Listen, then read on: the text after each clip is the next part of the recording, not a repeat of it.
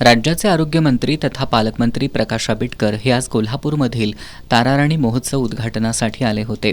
यावेळी त्यांनी प्रसारमाध्यमांशी संवाद साधलाय।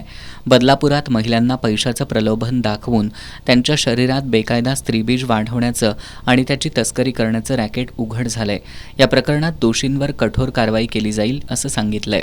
आपण बघत असाल विधानसभेमध्ये सुद्धा त्याच्याबद्दलचे प्रश्न विचारले गेले आणि पोलिसांनी ज्या पद्धतीनं पोलीस आणि आरोग्य विभागाची टीम काम करते त्यामुळे बदलापूरमधल्या सगळ्या प्रक्रियेमध्ये अतिशय कठोरपणाने कारवाई होईल अशा पद्धतीचं काम एका बाजूला पोलीस आणि दुसऱ्या बाजूला आरोग्य विभागाचे लोक करत आहेत। मला असं वाटतं की ज्या पद्धतीनं ही संपूर्ण प्रक्रिया आपण सगळेजण बघतोय ते बघितल्यानंतर पोलिसांना आम्हाला सुद्धा याच्यामध्ये अजूनही कठोरपणानं काही चांगले निर्णय घेणं किंवा काही अजून चांगली स्ट्रॉंग मॉनिटरिंग करणं सुद्धा आवश्यक आहे। आम्ही त्याच्याबद्दल सुद्धा आपण निर्णय घेतो। जिल्ह्यात गॅस सिलेंडरचा तुटवडा नसून नागरिकांनी सिलेंडरसाठी विनाकारण रांगा लावू नये असं आवाहन त्यांनी केलंय।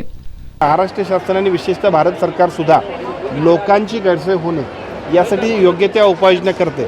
फक्त बऱ्याच वेळा असं होतंय की आपल्याकडे जी म्हण आहे साप साप म्हणून भुई बुडवणं किंवा विनाकारणच आपण एखाद्या गोष्टीची टंचाई होईल म्हणून अगदी भयभीत होऊन गरज नसताना सुद्धा रोज रांगा लावायला जाणं।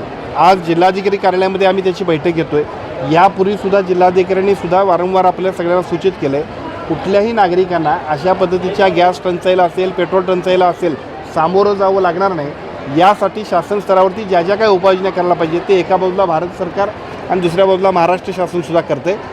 जिल्हा परिषदेचा अध्यक्ष महायुतीचाच अध्यक्ष असेल असा दावाही पालकमंत्री प्रकाश आंबेडकर यांनी केलाय।